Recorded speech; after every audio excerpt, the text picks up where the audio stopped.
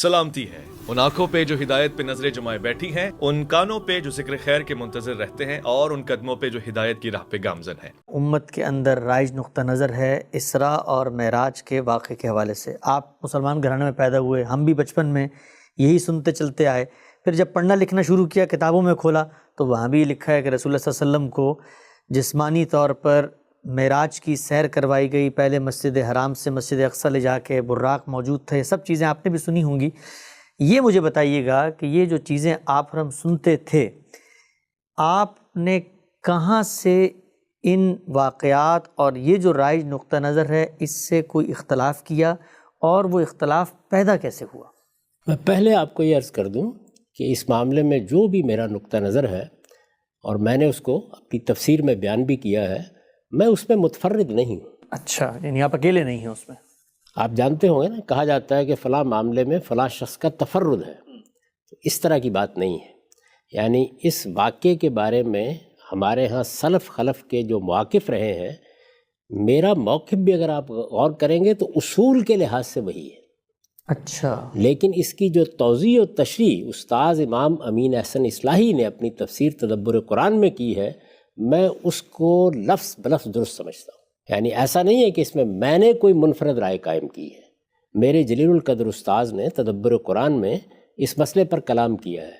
ज़ाहिर है सूरह बनी इसराइल की तफसीर जो शख्स भी लिखेगा ये चीज़ ज़ेर बहस आएगी। ठीक, वहाँ उन्होंने जो कुछ लिखा है मैंने उसी का खुलासा अपनी तफसीर में कर दिया है। ना उससे एक हर्फ ज़ायद कहा है, ना एक हर्फ कम कहा है। तो इसलिए ये दुरुस्त है कि मैं इसमें ज़रा मुख्तलिफ नुक्ता नज़र रखता हूँ, लेकिन ये ऐसा नहीं है कि वो मेरा नुक्ता नज़र है।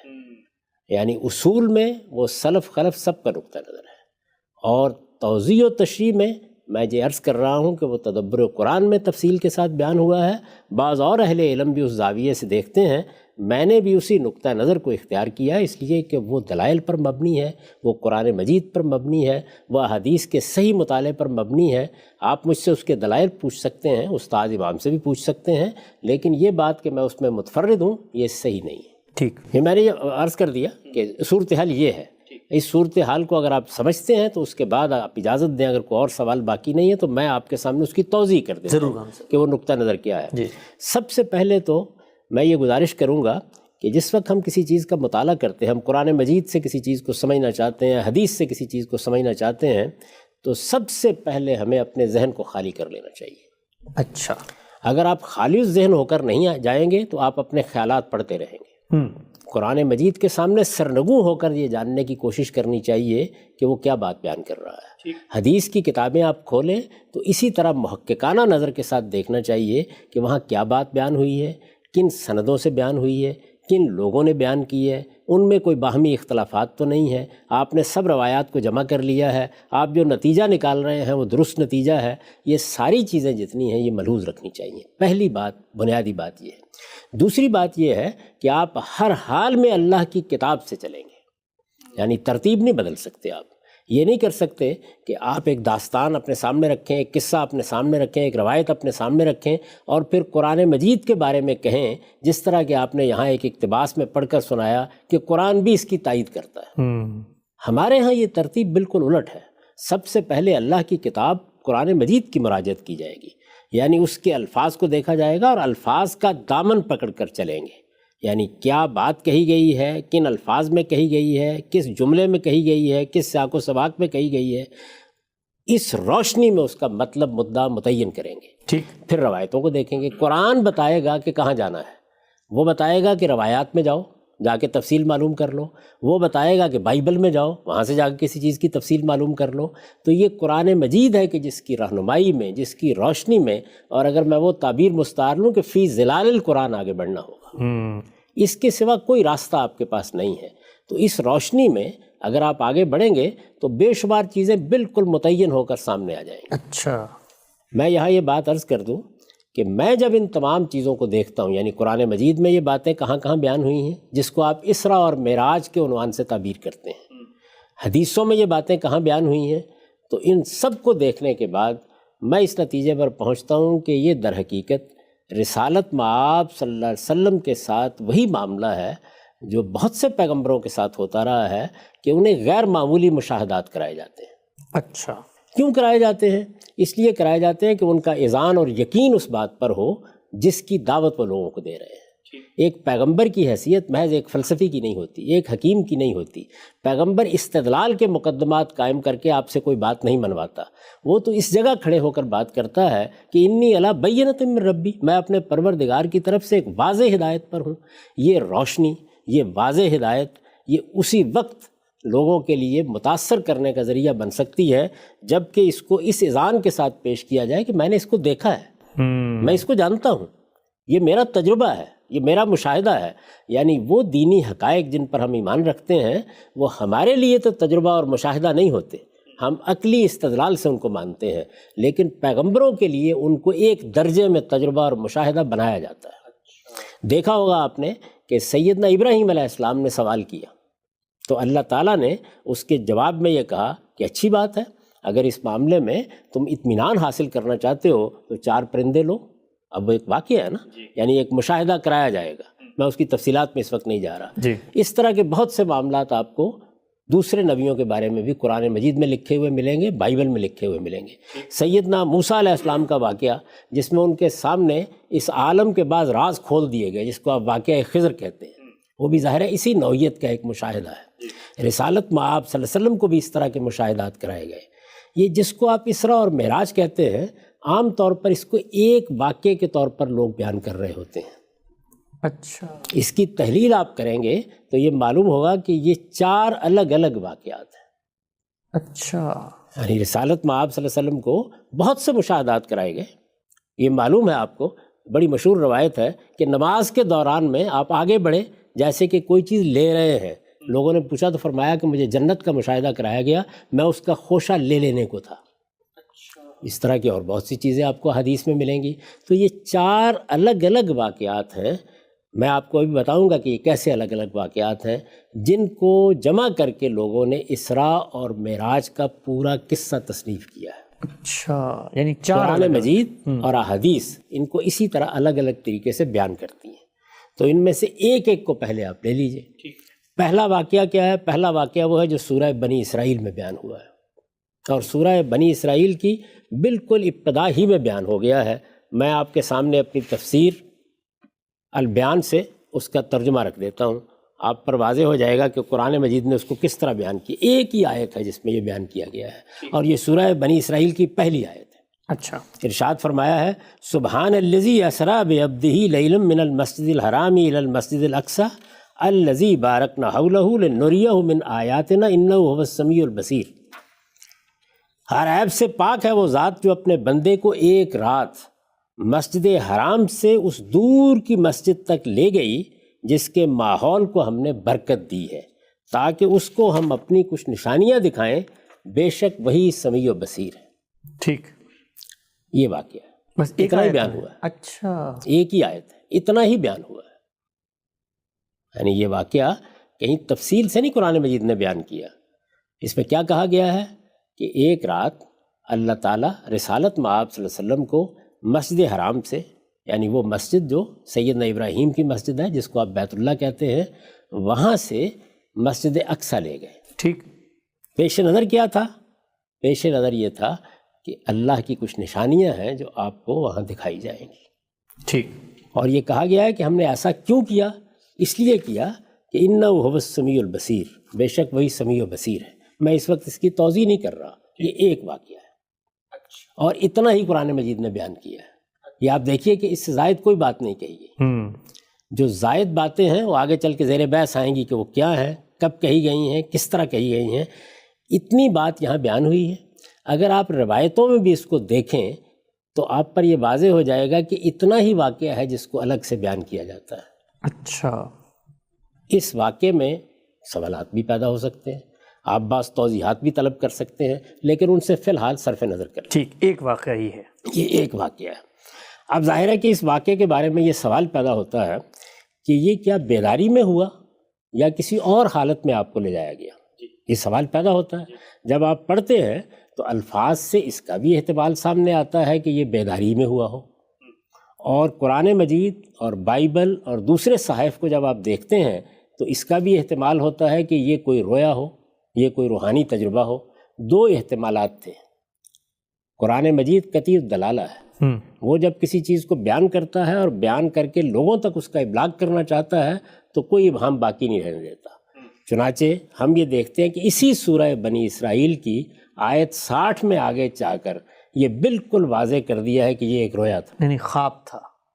میں اس پر بعد میں بات کروں گا کہ رویا کا مطلب کیا ہے، رویا سے کیا مراد ہے، یہ سب آگے جا کے زیر بحث آئے گا۔ پہلے یہ اصولی بات سمجھ لیجئے کہ اس میں میرے کوئی رائے قائم کرنے، آپ کے کوئی رائے قائم کرنے کا کوئی سوال ہی باقی نہیں رہے گا۔ قرآن نے واضح بتا دیا، قرآن مجید نے بالکل واضح طور پر بتا دیا ہے۔ یہ استاذ امام کی تفسیر تدبر قرآن ہے۔ تدبر قرآن میں اسی سورہ بنی اسرائیل میں یہ چیز زیر بحث آئی ہے۔ اب یہ سن لیجئے کہ وہ کیا کہتے ہیں اس کے بارے میں۔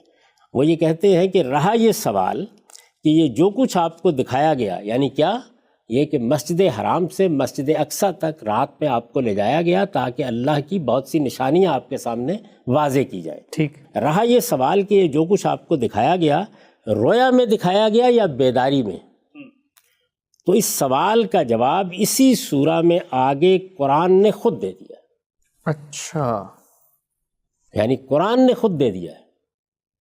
اور میں نے عرض کیا یہ کون سی آیت ہے؟ اسی سورہ بنی اسرائیل کی آیت 60۔ آیت 60 وہ آیت کیا ہے؟ وَمَا جَعَلْنَا الرُّؤْيَا الَّتِي يَرَيْنَكَ إِلَّا فِتْنَةً لِلنَّاسِ، اور ہم نے اس رویا کو جو ہم نے تمہیں دکھائی لوگوں کے لیے فتنہ بنا دی۔ ٹھیک۔ یہ رویا وہی رویا ہے جس کا ذکر اوپر ہو چکا، جس کی وضاحت میں اس سے پہلے کر چکا ہوں۔ اس کو خود قرآن نے رویا قرار دیا۔ رویا پر ہم بعد میں بات کریں گے کہ اس کی نوعیت کیا ہوتی ہے۔ خود قرآن نے رویا قرار دیا ہے۔ آپ یہ سوال کر سکتے ہیں کہ کیا استاذ امام نے اس آیت سے استشہاد کیا ہے؟ میں یہ عرض کرتا ہوں کہ اس امت کے تمام جلیل القدر مفسرین یہی بات کہتے ہیں کہ یہ رویا تھا، یہ رویا تھا۔ اچھا، جلیل القدر مفسرین یہی بات کہتے ہیں کہ یہ قرآن مجید میں جو واقعہ بیان ہوا ہے سورہ بنی اسرائیل کی آیت 60 میں اسی کا ذکر ہے۔ یعنی اسی کو ریفر کر رہی ہے آیت 60 جو پہلی آیت میں واقعہ بیان ہوا ہے۔ اس لیے کہ عربیت میں اس کے سوا کوئی گنجائش نہیں ہے۔ وہ کیسے جی؟ اس لیے کہ جب آپ ایک واقعہ بیان کرتے ہیں اور پھر الف لام کے ساتھ کسی چیز کو اس طرح لاتے ہیں تو اس میں کوئی دوسری رائے ہو نہیں سکتی۔ میں وہ بھی آپ کے سامنے پیش کر دیتا ہوں۔ یہ دیکھیے، یہ ابن کثیر ہے جی۔ آپ جانتے ہیں کہ ابن کثیر معصور تفسیر نقل کرتے ہیں، یعنی صحابہ کی تفسیریں، تابعین کی تفسیریں، ان سے پہلے کے جو علماء ہیں ان کی تفسیریں اجماعی رائے سے کبھی انحراف نہیں کرتے، اور عام طور پر روایتی طبقے میں اس کو مستند ترین تفسیر مانا جاتا ہے۔ ایسے ہی ہے۔ ابن کثیر نے ابن جریر کا خلاصہ کیا۔ ابن جریر میں وہ سب اقوال جمع کر دیے گئے ہیں جو اس زمانے تک صحابہ کے، تابعین کے، تبع تابعین کے یا دوسرے اہل علم کے ان کو ملے ہیں۔ یہ بار بار اس کا حوالہ دیتے ہیں اس لیے کہ وہ پہلا مجموعہ ہے۔ اس آیت پر تبصرہ کرتے ہوئے دیکھیے یہ کیا کہہ رہے ہیں۔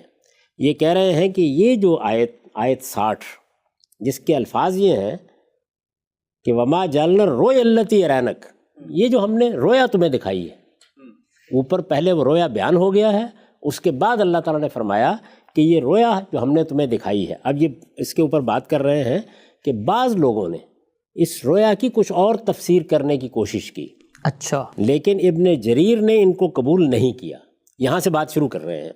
ان کے الفاظ سن لیجئے، کہتے ہیں وَلِحَاظِ اختار ابن جریر ان المراد بذالک لیلۃ الاسراء، یعنی یہ دلائل ہیں جن کی وجہ سے ابن جریر نے یہی بات اختیار کی ہے کہ اس سے مراد، یعنی اس الرویا سے مراد لیلۃ الاسراء ہے، وہی رات میں مسجد حرام سے مسجد اقصیٰ تک لے جانے کا واقعہ جو پہلی آیت میں پہلی آیت میں بیان ہوا ہے۔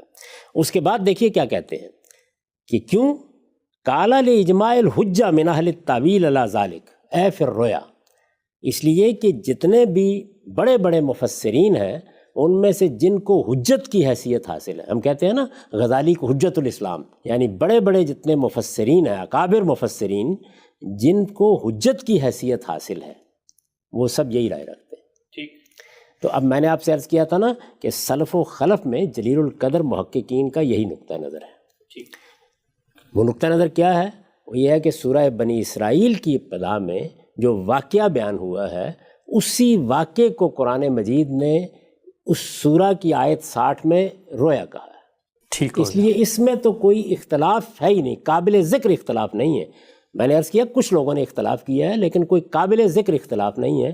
جلیل القدر مفسرین محققین یہی مانتے ہیں کہ واقعہ سورہ بنی اسرائیل کی ابتدا میں بیان کیا گیا ہے، اس کی حقیقت کی طرف آیت 60 میں اشارہ کیا گیا ہے، اور صریح لفظوں میں یہ بیان کر دیا گیا ہے کہ یہ رویا تھا۔ یہ پہلا مشاہدہ ہے جو سورہ بنی اسرائیل میں بیان ہوا ہے، اور یہ رویا تھا۔ ٹھیک ہے۔ آپ جانتے ہیں کہ مولانا سید ابواللہ صاحب مودودی روایتی نقطہ نظری کے قائل ہیں۔ جو نقطہ نظر آپ نے بیان کیا ہے قرطبی کے حوالے سے، قاضی ایاز کے حوالے سے، اسی طرح قدیم مفسرین کے حوالے سے، وہی ان کا نقطہ نظر ہے۔ لیکن اس آیت 60 کو تفہیم القرآن میں نکال کے دیکھیے، پہلا جملہ یہی ہے کہ رویا سے مراد معراج کا واقعہ ہے، جو پہلی آیت میں بیان جو پہلی آیت میں بیان ہو گیا ہے۔ تو اس لیے یہ کہ پہلی آیت میں کیا واقعہ بیان ہوا ہے، اس کا ترجمہ میں نے جو آپ کو پڑھ کر سنایا وہ وہی ترجمہ ہے جو اس امت میں ہمیشہ اکابر مفسرین کرتے رہے۔ میں پھر عرض کر دوں کہ یہ معاملہ نہیں ہے کہ اگر اکابر مفسرین نہ کرتے تو اختلاف نہیں ہو سکتا تھا۔ میں حقیقت کی طرف توجہ دلا رہا ہوں، وہی ترجمہ، اس میں کوئی اختلاف نہیں ہے۔ دوسری بات یہ کہ آیت 60 میں، یعنی اسی سورہ بنی اسرائیل کی آیت 60 میں جس کو رویا کہا گیا ہے وہ یہی واقعہ ہے۔ ٹھیک، اس پر سب کا اتفاق ہے۔ اب رویا سے مراد کیا ہے، رویا کس معنی میں ہے، رویا عربی زبان میں کس معنی میں ہوتا ہے، قرآن مجید کس معنی میں استعمال کرتا ہے، اس پر ہم بعد میں بات کر لیں گے۔ پہلے اس بنیادی بات کو سمجھ لیجیے۔ میں نے یہ بھی عرض کر دیا کہ یہی نقطہ نظر ہے جو استاذ امام نے اختیار کیا، تفسیر تدبر قرآن میں اس کی وضاحت کی، بہت تفصیل کے ساتھ اس پر لکھا، میں نے اسی کا خلاصہ کیا ہے، میں اس معاملے میں متفرد نہیں۔ یہ پہلا واقعہ ہے، اور پھر عرض کر دوں کہ اتنا ہی بیان ہوا ہے، یعنی قرآن مجید میں اس سے زائد کوئی تفصیلات نہیں ہیں۔ حدیث میں بھی اگر آپ غور کر کے دیکھیں گے، جیسے کہ بعد میں بحث میں واضح ہو جائے گا، اس سے زائد کوئی تفصیلات نہیں ہیں، اتنا ہی واقعہ ہے۔ دوسرے واقعے کی طرف آئیے، وہ بھی قرآن میں بیان ہوا ہے، اور وہ سورہ نجم میں ہے، دوسرا اور تیسرا واقعہ۔ یہ دونوں واقعات سورہ نجم میں کس سلسلے میں زیر بحث آئے ہیں وہ خود سورہ کا سیاق بتا دیتا ہے۔ یعنی موضوع یہ ہے کہ لوگ یہ خیال کرتے ہیں کہ رسالت مآب صلی اللہ علیہ وسلم نے یہ کیا دعویٰ کر ڈالا ہے کہ جبریل میرے پاس آئے ہیں اور وہی مجھ پر کی گئی ہے اور مجھے پیغمبر بنایا گیا ہے، یہ کیا بات ہے؟ قرآن مجید اس کا جواب دے رہا ہے، اور یہ کہتا ہے کہ وَالنَّجْمِ إِذَا هَوَىٰ مَا ضَلَّ صَاحِبُكُمْ وَمَا غَوَىٰ وَمَا يَنطِقُ عَنِ الْهَوَىٰ إِنْ هُوَ إِلَّا وَحْيٌ يُوحَىٰ عَلَّمَهُ شَدِيدُ الْقُوَىٰ ذُو مِرَّةٍ فَاسْتَوَىٰ وَهُوَ بِالْأُفُقِ الْأَعْلَىٰ ثُمَّ دَنَا فَتَدَلَّىٰ فَكَانَ قَابَ قَوْسَيْنِ أَوْ أَدْنَىٰ فَأَوْحَىٰ إِلَىٰ عَبْدِهِ مَا أَوْحَىٰ مَا كَذَبَ الْفُؤَادُ مَا رَأَىٰ أَفَتُمَارُونَهُ عَلَىٰ مَا يَرَىٰ۔ تارے گواہی دیتے ہیں جب وہ گرتے ہیں کہ تمہارا رفیق نہ بھٹکا ہے نہ بہکا ہے، یعنی رسالت مآب صلی اللہ علیہ وسلم کے بارے میں وضاحت فرمائی ہے۔ وہ اپنی خواہش سے نہیں بولتا، یہ قرآن تو ایک وحی ہے جو اسے کی جاتی ہے، اس کو ایک زبردست قوتوں والے نے تعلیم دی ہے، یعنی جبریل امین نے اس کو ایک زبردست قوتوں والے نے تعلیم دی ہے، جو بڑا صاحب کردار، بڑا صاحب حکمت ہے، چنانچہ وہ نمودار ہوا۔ ابھی دیکھیے یہ مشاہدہ ہے، یہ تیسرا مشاہدہ ہے، معاف کیجیے گا دوسرا مشاہدہ ہے۔ چنانچہ وہ نمودار ہوا اس طرح کہ وہ آسمان کے اونچے کنارے پر تھا، یعنی جبریل کی ملاقات ہو رہی ہے، وہ اس طرح کہ وہ آسمان کے اونچے کنارے پر تھا، پھر قریب ہوا اور جھک پڑا، یہاں تک کہ 2 کمانوں کے برابر یا اس سے کچھ کم فاصلہ رہ گیا۔ پھر اللہ نے وحی کی اپنے بندے کی طرف، جو وحی کی، جو کچھ اس نے دیکھا وہ دل کا وہم نہ تھا۔ اب کیا تم اس چیز پر اس سے جھگڑتے ہو جو وہ آنکھوں سے دیکھ رہا ہے؟ یعنی قرآن مجید نے یہ بھی بیان کر دیا کہ یہ مشاہدہ کیسے ہوا، یہ انہی آنکھوں سے ہوا۔ وہاں کیا کہا ہے، وہ ایک رویا تھا، یہاں کیا فرمایا ہے، وہ ان آنکھوں سے دیکھ رہا تھا، اور زمین پہ دیکھ رہا تھا، اسی لیے اور زمین پر کھڑے ہوئے دیکھ رہا تھا۔ افق سے نمودار ہوئے جبریل امین، یہ بتایا گیا کتنے قریب آ گئے، اس کی پوری تصویر کھینچ دی گئی ہے۔ تو یہ دوسرا مشاہدہ ہے۔ اس کے بعد تیسرا دیکھیے، وَلَقَدْ رَآهُ نَزْلَةً أُخْرَىٰ عِندَ سِدْرَةِ الْمُنتَهَىٰ عِندَهَا جَنَّةُ الْمَأْوَىٰ إِذْ يَغْشَى السِّدْرَةَ مَا يَغْشَىٰ مَا زَاغَ الْبَصَرُ وَمَا طَغَىٰ لَقَدْ رَأَىٰ مِنْ آيَاتِ رَبِّهِ الْكُبْرَىٰ۔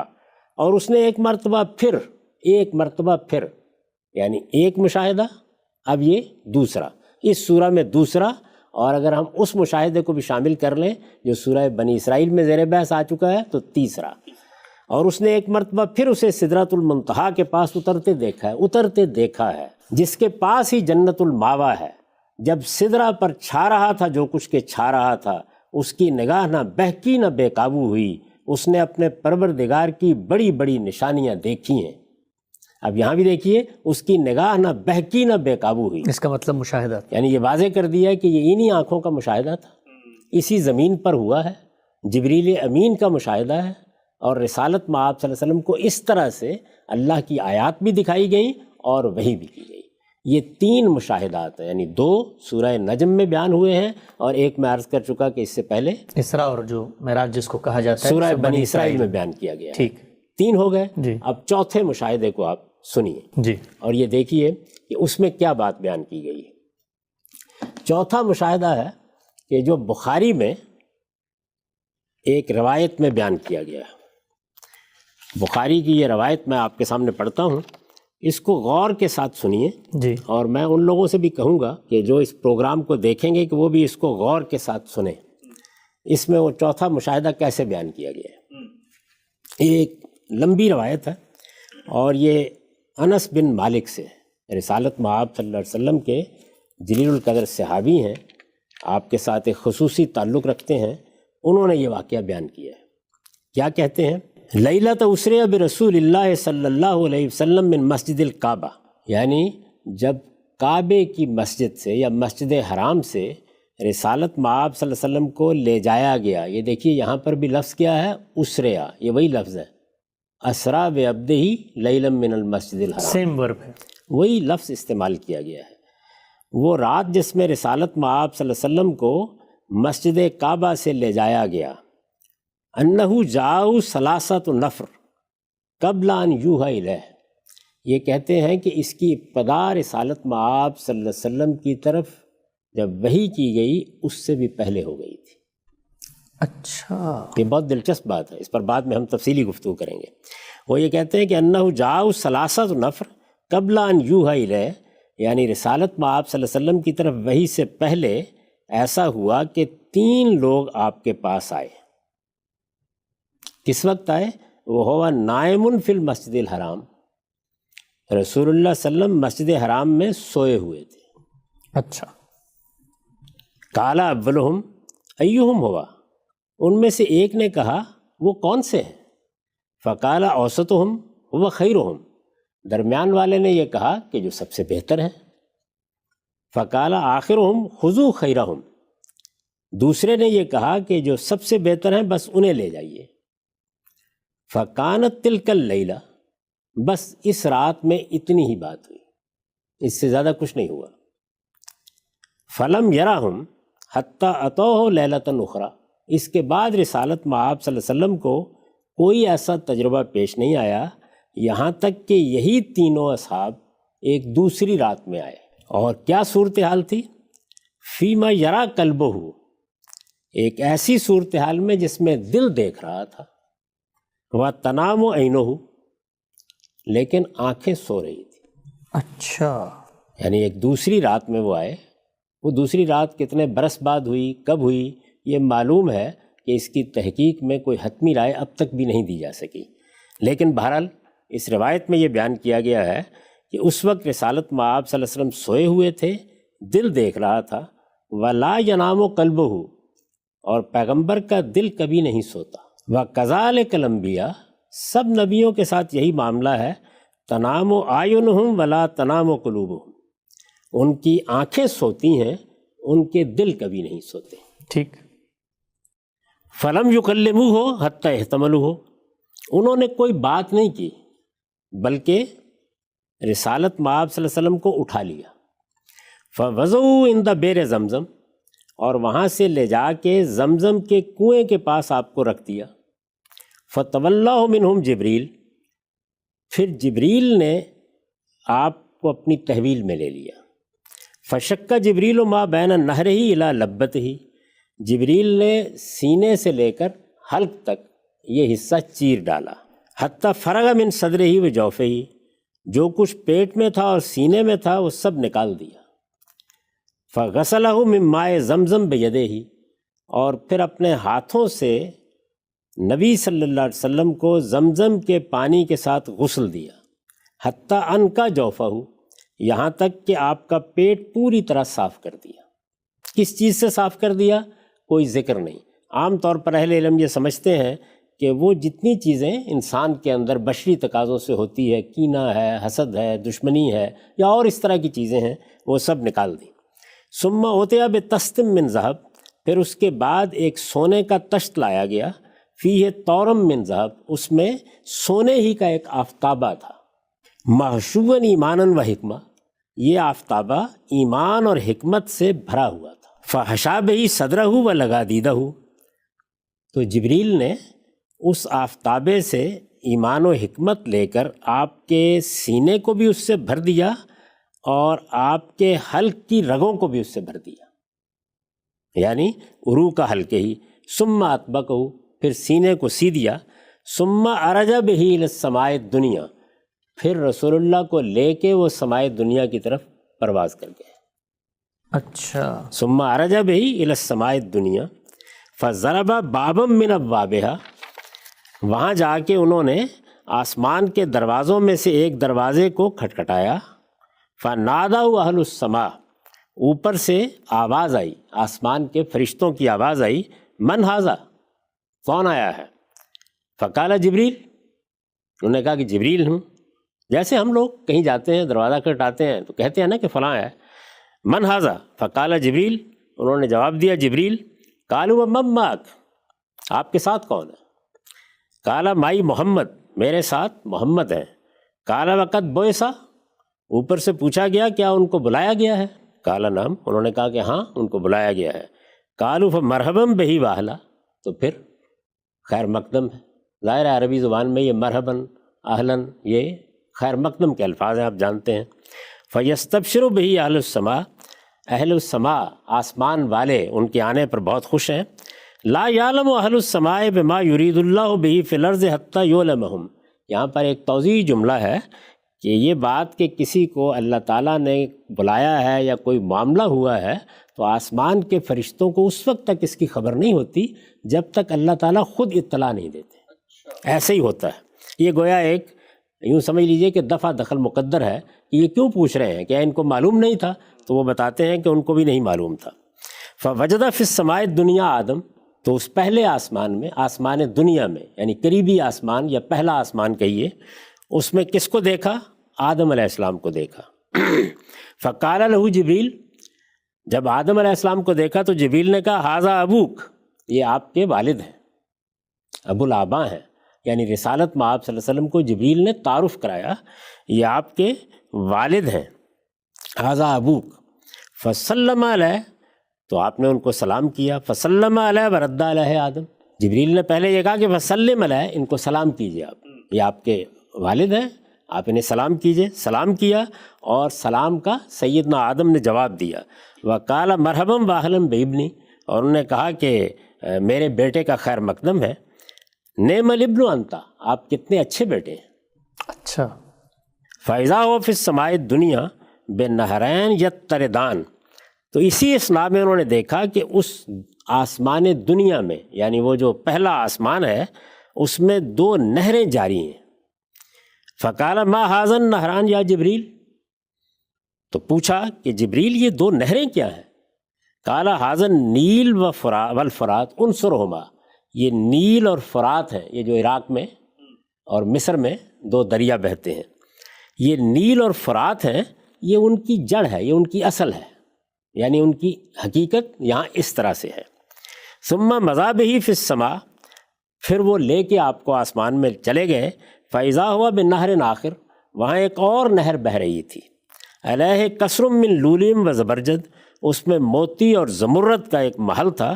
فضرب یدہ، رسول اللہ نے ہاتھ مارا تو کیا ہوا؟ فاذا ہوا مسک، تو معلوم ہوا کہ وہ جو مٹی ہے وہاں اس نہر کے کنارے کی، وہ اصل میں مشک ہے۔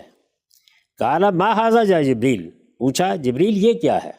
قال ھذا الکوثر الذی خبأ لک ربک، یہ وہ کوثر ہے جو اللہ نے آپ کے لیے چھپا کر رکھا ہوا ہے، یعنی جو آپ کو قیامت میں دیا جائے گا، جیسے کہ عام طور پر دوسری روایتوں سے معلوم ہوتا ہے۔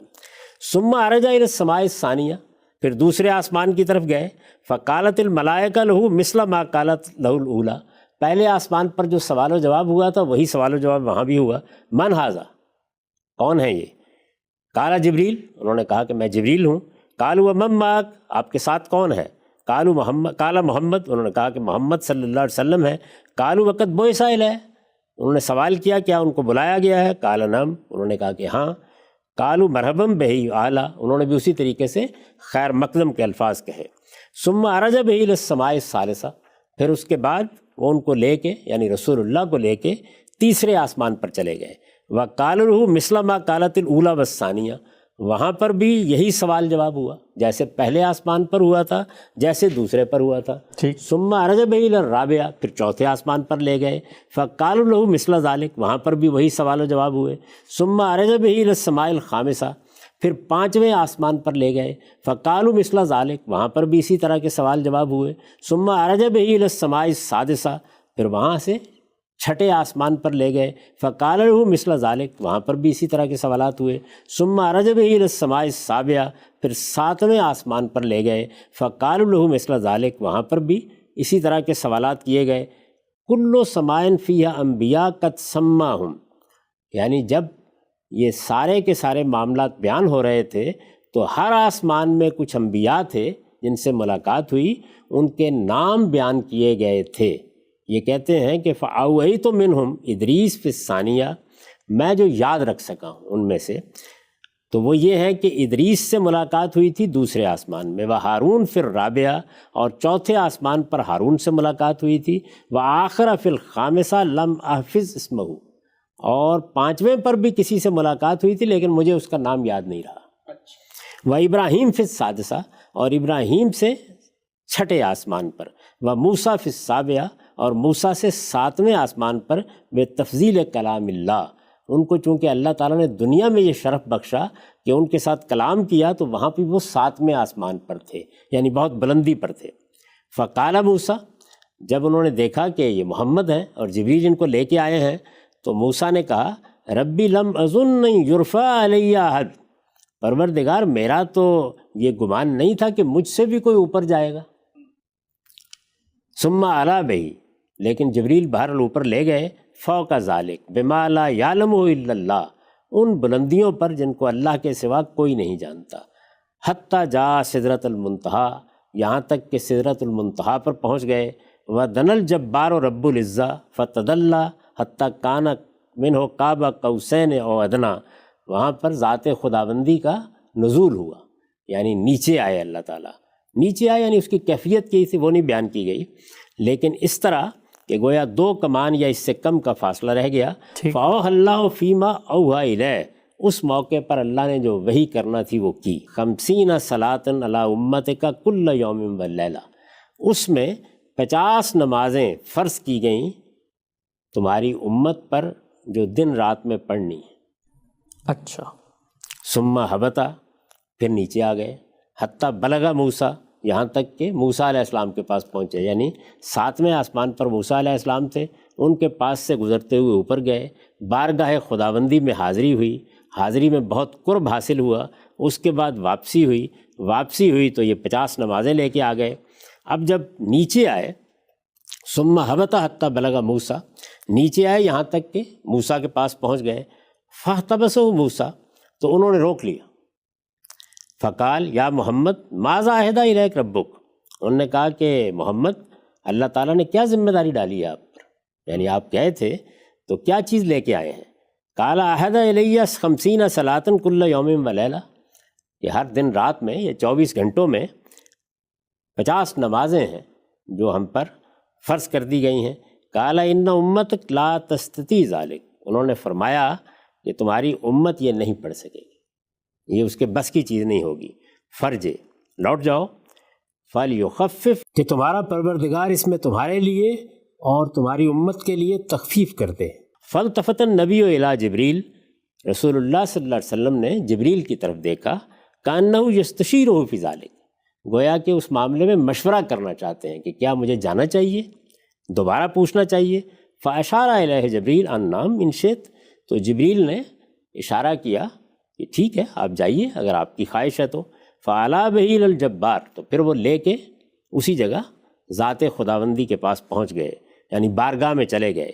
کالا وہ ہوا مکانہ ہو، پھر اسی جگہ پر جہاں پہلے ملاقات ہوئی تھی اسی جگہ کھڑے ہو کر رسول اللہ صلی اللہ علیہ وسلم نے کہا یا ربی خفف عنا، پروردگار ہمارے لیے اس میں تخفیف کر دیجئے، کمی کر دیجئے، ذمہ داری کم کر دیجئے۔ فإن امتی لا تستطیع ھذا، اس لیے کہ میری امت اس کی طاقت نہیں رکھتی۔ فوضع عنہ 10 صلوات، تو اللہ تعالیٰ نے 10 نمازیں کم کر دی۔ اچھا، ثم رجع الی موسیٰ، پھر لوٹ کے آئے، فاحتبسہ، تو انہوں نے پھر روک لیا۔ فلم یزل یرددہ موسیٰ الی ربہ حتی صارت الی 5 صلوات، اسی طریقے سے وہ لوٹاتے رہے، ایسے ہی یہ واپس جاتے رہے یہاں تک کہ 5 نمازیں رہ گئیں، یعنی بار بار تخفیف کی، کمی کرنے کی درخواست کی گئی اور وہ منظور ہوتی چلی گئی یہاں تک کہ 5 نمازیں رہ گئیں۔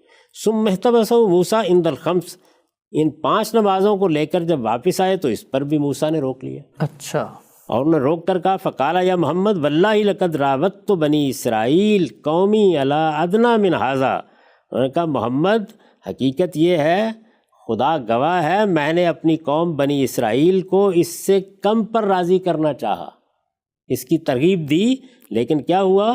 فضعفوا فترکوہ، لیکن وہ کمزور ثابت ہوئے اور انہوں نے ان کو ترک کر دیا۔ فامتک اضعف اجسادا وقلوبا وابدانا وابصارا واسماء، یہ جو تمہاری امت ہے یہ تو اس کے مقابلے میں جسم کے لحاظ سے بھی کمزور ہے، دل کے لحاظ سے بھی کمزور ہے، بدن کے لحاظ سے بھی کمزور ہے، اور سمع و بصر کے لحاظ سے بھی کمزور ہے، یعنی صلاحیتیں، قوتیں، جو کچھ بھی انسان کے خصائص ہو سکتے ہیں۔ انہوں نے کہا کہ میری قوم، میری امت بنی اسرائیل اس معاملے میں مضبوط تر تھے، اس کے باوجود وہ کمزوری دکھا گئے۔ فرجے فلیخفف عنک ربک، کہ تمہارا پروردگار اس میں تمہارے لیے تخفیف کر دے۔ کل ذالک یلتفت النبی الی جبریل، ہر موقع پر جبریل کی طرف رسول اللہ دیکھتے تھے، لیشیر علیہ، کہ وہ مشورہ دیں کہ آپ کو جانا چاہیے یا نہیں جانا چاہیے۔ ولا یکرہ ذالک جبریل، جبریل اسے ناپسند نہیں کرتے تھے، یعنی وہ عام طور پر یہی کہتے تھے کہ آپ چاہتے ہیں تو ضرور چلے جائیں۔ فرفعوا عند الخامسہ، تو وہ 5ویں مرتبہ بھی لے کر چلے گئے۔ فقال یا رب ان امتی ضعفاء، تو رسول اللہ نے جا کر عرض کی کہ پروردگار میری امت کمزور لوگوں کی ہے، اجسادہم و قلوبہم و اسماؤہم و ابدانہم فخفف عنا، یعنی وہی چیزیں، کمزوری کے وہی پہلو جو سیدنا موسیٰ نے بیان کیے تھے وہ آپ نے گنوا دیے، اور پھر درخواست کی فخفف عنا، اس معاملے میں ہم پر کمی کی جائے، تخفیف کی جائے۔ فقال الجبار، ذات خداوندی کی طرف سے فرمایا گیا یا محمد، قال لبیک و صادق، یہ ظاہر ہے کہ حاضر ہوں، میں خدمت میں موجود ہوں۔ قال انہ لا یبدل القول لدی، اللہ تعالیٰ نے فرمایا میرے ہاں بات تبدیل نہیں کی جاتی۔ کما فرضت علیک فی ام الکتاب، جیسے کہ میں ام الکتاب میں، لوح محفوظ میں یہ فرض کر چکا ہوں۔ قال فکل حسنۃ بعشر امثالھا، تمہارے ہاں ہر نیکی پر 10 گنا اجر ملے گا۔ فہی 50 فی ام الکتاب، یہ ام الکتاب میں یا لوح محفوظ میں 50 نمازیں ہی رہیں گی۔ وہ 5 علیک، لیکن تم لوگوں پر یہ 5 نمازیں ہوں گی۔ یہ گویا اس کا جواب بھی دیا گیا اور حکمت بھی واضح کی گئی۔ فرجع الی موسیٰ، اب لوٹ آئے رسالت مآب صلی اللہ علیہ وسلم۔ فقال کیف فعلت، انہوں نے پھر پوچھا کیا ہوا؟ فقال خفف عنا آتانا بکل حسنۃ 10 امثال، خفف عنا، اللہ تعالیٰ نے اس میں تخفیف کر دی۔ کیسے تخفیف کی ہے؟ وہ یہ کہ ہمیں ہر نیکی کے اوپر 10 گنے اجر کا وعدہ کر دیا ہے۔ ٹھیک۔ قال موسیٰ قد واللہ راودت بنی اسرائیل علی ادنی من ذلک فترکوہ، انہوں نے پھر وہی بات کہی کہ بخدا میں نے تو بنی اسرائیل کو اس سے کم پر راضی کرنا چاہا لیکن وہ چھوڑ بیٹھے۔ ارجع الی ربک، آپ لوٹ کر جائیے، دوبارہ گزارش کیجیے، فلیخفف عنک اذن، اپنے پروردگار کی طرف لوٹ کے جائیے کہ وہ اس میں بھی آپ کے لیے تخفیف کر دے۔ قال رسول اللہ صلی اللہ علیہ وسلم، لیکن رسول اللہ صلی اللہ علیہ وسلم نے اس کے جواب میں فرمایا یا موسیٰ قد واللہ استحییت من ربی مما اختلفت الیہ، یہ بار بار جا کر اب تو مجھے شرم آتی ہے اپنے پروردگار سے، میں اب نہیں جاؤں گا۔ قال فاہبط بسم اللہ، اس پر جبریل نے کہا اللہ کے نام سے نیچے جائیے۔ اب ذرا سنیے، قال واستيقظ وهو فی مسجد الحرام، آنکھ کھلی تو آپ مسجد حرام میں تھے، خواب تھا۔ یعنی آپ دیکھیے شروع کہاں سے ہوئی یہ حدیث، یہ میں نے ساری تفصیل آپ کے سامنے رکھ دی ہے، پوری روایت لفظ بلفظ اسی طرح سے امام بخاری نے رقم ہے 7517، اس میں بیان کی ہے۔ یہ باب ہے باب و قولہ تعالی و کلم اللہ موسیٰ تکلیما، اور یہ کتاب التوحید میں ہے روایت۔ اس میں یہ سارا واقعہ بیان ہوا ہے۔ کہاں سے شروع ہوا تھا اس کو پھر سن لیجئے۔ شروع یہاں سے ہوا تھا کہ آپ کا دل جاگ رہا تھا لیکن آنکھیں سوئی ہوئی تھی، اور اللہ کے پیغمبروں کے معاملے میں یہی طریقہ ہوتا ہے کہ تنام و اعینہم ولا تنام و قلوبہم، یعنی ان کے دل نہیں سوتے، ان کی آنکھیں ہی سوتی ہیں۔ اور خاتمہ کہاں ہوا؟ قال فاہبط بسم اللہ، آپ اللہ کے نام سے اب نیچے جائیے، یعنی سارا سفر مکمل ہو گیا۔ قال واستيقظ وهو في المسجد الحرام، تو آپ کی آنکھ کھلی، آپ بیدار ہوئے تو مسجد حرام میں تھے۔ ٹھیک، یہ چوتھا اور آخری مشاہدہ ہے۔ اس کی میں نے آپ کے سامنے لفظ بلفظ تفصیل رکھ دی ہے جیسے کہ روایت میں بیان ہوا ہے، بغیر کسی تبصرے کے۔ اب ہوا کیا ہے؟ ہوا یہ ہے کہ ہمارے ہاں جب راویوں نے ان چیزوں کو بیان کیا ہے تو انہوں نے ان سب واقعات کو ملا دیا۔ اچھا، یعنی یہ چاروں انڈیپینڈنٹ انڈیویجول ایونٹس مل گئے آپس میں۔ یعنی آپ نے دیکھا کہ سورہ بنی اسرائیل میں بس اتنا ہی معاملہ بیان ہوا ہے، اس میں کوئی ادنا اشارہ بھی نہیں ہے کہ آگے بھی کچھ ہوا تھا۔ یہ آسمان پہ لے کر گئے انہیں۔ یعنی آپ خود دیکھیے کیا الفاظ ہیں، سبحان الذی اسریٰ بعبدہ لیلا من المسجد الحرام الی المسجد الاقصی الذی بارکنا حولہ، بس یہی ہے۔ یعنی وہ سرزمین جس کو ہم نے برکت دی ہے، اس میں جو مسجد ہے وہ دور کی مسجد حرام سے پروردگار وہاں تک رات میں لے گئے، اور پھر فرمایا کہ وہاں کچھ آیات کا مشاہدہ مقصود تھا، اس کے سوا کوئی بات بیان نہیں۔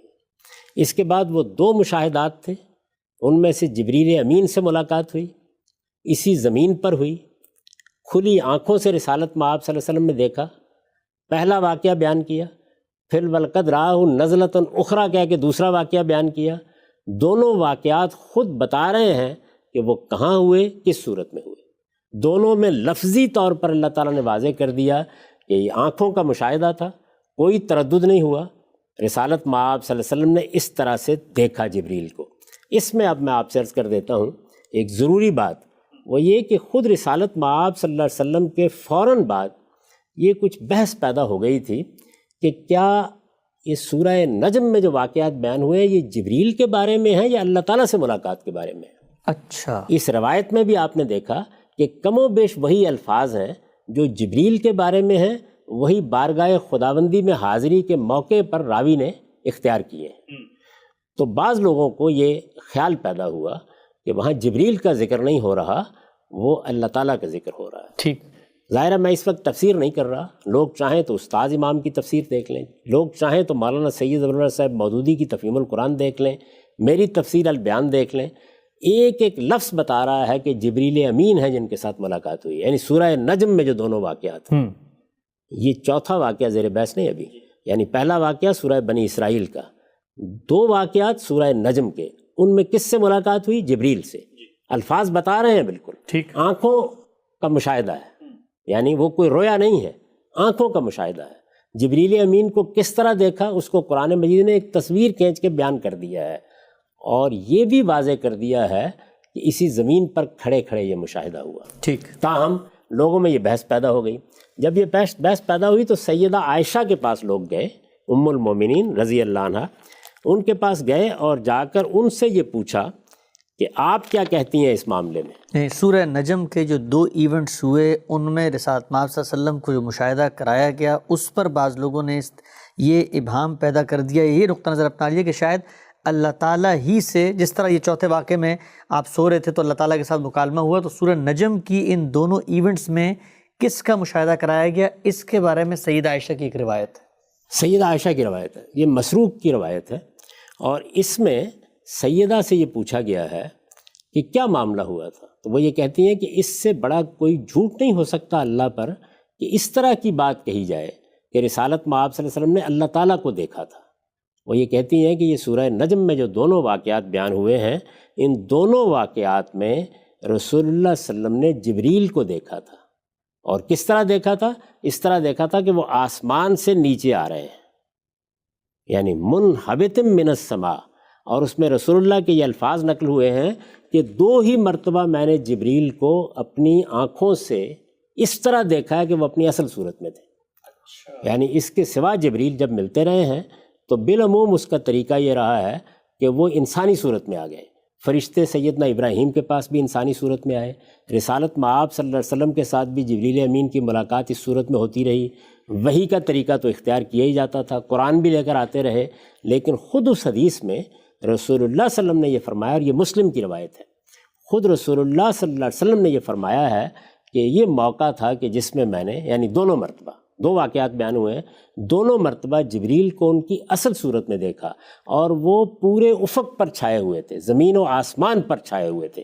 یعنی چونکہ ان کی جو حیت ہے وہ بہت غیر معمولی ہے, تو اس طریقے سے وہ چھائے ہوئے تھے. میں نے ان کو آسمان سے اترتے ہوئے دیکھا. ٹھیک. تو صاف طریقے سے رسالت مآب صلی اللہ علیہ وسلم نے واضح کر دیا کہ یہ جبریل امین تھے, پہلی بات. دوسرے یہ کہ یہ بات واضح کر دی کہ آسمان سے اترتے ہوئے میں نے ان کو دیکھا تھا. سدرۃ المنتہا بھی آپ کے لیے زمین ہی پر کھڑے ہوئے کھول دی گئی, اور ان آنکھوں سے آپ نے گویا ان کو دیکھا کہ وہ کہاں ہیں, سدرۃ المنتہا کہاں ہے, یہ دیکھا کہ جنت الماوا کہاں ہے. پھر وہ نیچے آئے اور انہوں نے وحی کی. ٹھیک. یہ بات مسلم کی روایت میں خود امام مسلم نے بیان بھی کر دی ہے, اس کو راویوں نے بیان کر دیا ہے. یہ مسروق کی روایت ہے, اس کو تمام علماء اسی طریقے سے تسلیم بھی کرتے ہیں. ٹھیک. تو اس سے یہ بات بالکل واضح ہو جاتی ہے, کوئی ادنیٰ درجے کا ابہام باقی نہیں رہتا کہ ان واقعات کی کیا نوعیت ہے.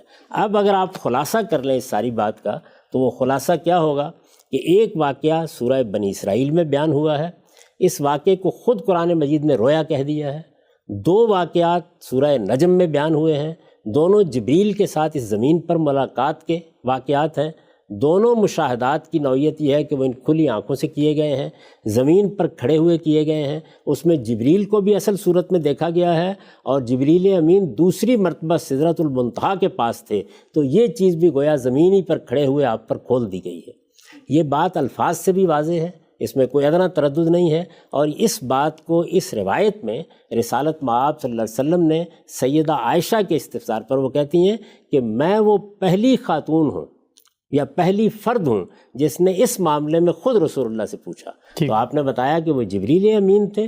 دونوں مرتبہ جبریل امین آئے, اور منحبتم من السماء, وہ آسمان سے نیچے اترتے ہوئے میں نے ان کو دیکھا, ان کی اصل صورت میں دیکھا, اور اس وقت زمین اور آسمان پر گویا انہی کی شخصیت پوری طرح چھائی ہوئی تھی. یہ تفصیلات اس کی ہیں. اور آخری مشاہدہ یا آخری واقعہ وہ ہے جو میں نے آپ کو بیان کر دیا. اس میں راوی یہ خود بیان کر رہا ہے کہ رسالت مآب صلی اللہ علیہ وسلم سوئے ہوئے تھے, دل کی آنکھیں جاگ رہی تھیں, یہ آنکھیں بند تھیں, یہ مشاہدات پیش آئے, اس طریقے سے لے جایا گیا, اس طرح آپ کا سینہ صاف کیا گیا, اس طرح سے آسمان کی طرف عروج ہوا, اس طرح سے ایک ایک آسمان پر دستک دی گئی. پھر جب اس کے بعد جبریل نے یہ کہا کہ اب نیچے جائیے, تو آپ بیدار ہوئے, آپ کی آنکھ کھلی, آپ جاگے, تو آپ مسجد حرام میں تھے. ٹھیک ہے سر. یہ چاروں واقعات آپ کے سامنے آ گئے. تو یہ 4 واقعات ہیں جن کو, جس طرح کہ میں اس سے پہلے عرض کر چکا, راویوں نے جب بیان کرنا شروع کیا ہے تو انہوں نے کہیں ایک واقعہ بنا دیا, کہیں 2 واقعے بنا دیے. اس کے نتیجے میں اسراء و معراج کی وہ داستان وجود میں آئی ہے جو ہم عام طور پر سنتے ہیں. حقیقت یہ ہے جو میں نے آپ کے سامنے بیان کر دی. ہم سب بہت ہی تفصیل سے آپ نے یہ بتایا کہ یہ 4 مختلف واقعات ہیں, اور ان 4 مختلف واقعات کے معاملے میں بلکہ ایک اور دلچسپ پہلو ہم سب میں یہاں پر ضمنی پوچھنا چاہتا ہوں, وقت ہمارا ختم ہو رہا ہے, کہ معجزات سے ہم نے بات شروع کی تھی. آپ اس کا مطلب یہ ہے کہ جو روایت کے اندر معجزہ بیان ہوا ہے, ظاہری بات رسول اللہ صلی اللہ علیہ وسلم کو یہ ایک مشاہدہ کروایا گیا اور وہ آپ صلی اللہ علیہ وسلم نیند میں تھے, اس کو بھی پوری طریقے سے قبول کر رہے ہیں. یعنی قرآن کے 3 واقعات اور روایت کا واقعہ, کیا میں ٹھیک کہہ رہا ہوں یہ بات؟ اس میں کوئی تردد نہیں ہے. اس طرح کے مشاہدات اللہ اپنے پیغمبروں کو کراتا رہتا ہے, اس کی مثالیں قرآن مجید میں موجود ہیں. آپ دیکھیے سورہ بقرہ میں حزقیل پیغمبر کا ایک مشاہدہ بیان ہوا ہے, سیدنا ابراہیم کا مشاہدہ بیان ہوا ہے, سیدنا موسیٰ کے مشاہدات بیان ہوئے ہیں. اس میں اس عالم تکوین کو کھول دیا گیا, یہ بتایا گیا کہ دنیا میں جو کچھ تم دیکھتے ہو اس کے پیچھے کیا ہو رہا ہوتا ہے. اسی طرح کے مشاہدات رسالت مآب صلی اللہ علیہ وسلم کو بھی ہوئے, اور بھی ہوئے ہوں گے. آپ دیکھیے کہ ایک پورا کا پورا رویا کا باب ہوتا ہے حدیث کی کتابوں میں, جس میں رسالت مآب صلی اللہ علیہ وسلم کے رویا بیان کیے جاتے ہیں. اگر آپ ان کو جمع کریں تو ہو سکتا ہے 10-20 کے قریب واقعات آپ کو مل جائیں، لیکن یہ 4 بڑے واقعات ہیں جن میں سے 3 قرآن مجید نے بیان کیے ہیں اور 1 اس حدیث میں بیان ہوا ہے، اور یہ حدیث کس کی ہے؟ بخاری کی حدیث ہے، انس بن مالک رضی اللہ عنہ کی روایت ہے۔ اس میں آپ نے پوری تفصیل دیکھ لی، یہ بھی بالکل صاف معلوم ہوتا ہے کہ ایک رویا ہے جو آپ کو اسی زمین کے اوپر دکھایا گیا، اور یہ سارا کا سارا واقعہ اس طریقے سے پیش آیا۔ تو خلاصے کے طور پہ 4 واقعات جو ہم نے یہاں پر ابھی سمجھے، ان میں سے 2 رویا ہیں اور 2 زمین پہ رسول اللہ صلی اللہ علیہ وسلم نے اپنی آنکھوں سے مشاہدہ کیا ہے۔ اور یہ بات بھی واضح ہو جاتی ہے کہ یہ سب الگ الگ واقعات ہیں، الگ الگ واقعات، یعنی آپ نے یہ سنی روایت پوری انس بن مالک کی، اس میں کہیں یہ نہیں بیان کیا گیا کہ رسول اللہ صلی اللہ علیہ وسلم کو وہاں سے لے جا کر پہلے بیت المقدس دکھایا گیا، پھر اس کے بعد وہاں سے آسمان کی طرف گئے، یعنی اس میں جو کچھ بھی مشاہدہ ہوا ہے وہ حرم میں اسی مقام پر ہونا شروع ہو گیا، ٹھیک ہم سب، اور براہ راست ہوا ہے، یعنی اس میں کوئی ذکر نہیں ہے اس روایت میں۔ تو میں اس سے اس نتیجے پر پہنچاؤں گی، یہ 4 واقعات ہیں، چاروں بالکل الگ الگ واقعات ہیں، چاروں کی نوعیت بھی خود واضح کر دی ہے، یہاں روایت نے واضح کر دی ہے، وہاں قرآن نے واضح کر دی ہے، یعنی تینوں واقعات کے بارے میں صراحت سے بیان کر دیا کہ وہ کیا ہے، 2 کے بارے میں بتا دیا ہے کہ وہ عینی مشاہدہ ہے، 1 کے بارے میں بتا دیا ہے کہ وہ رویا ہے، اور یہ جو بخاری کی روایت ہے یہ میں نے آپ کے سامنے پڑھ کے سنا دی ہے کہ رسالت میں آپ صلی اللہ علیہ وسلم بیدار ہوئے، جاگے، آنکھ کھلی تو آپ کہاں تھے؟ مسجد حرام میں۔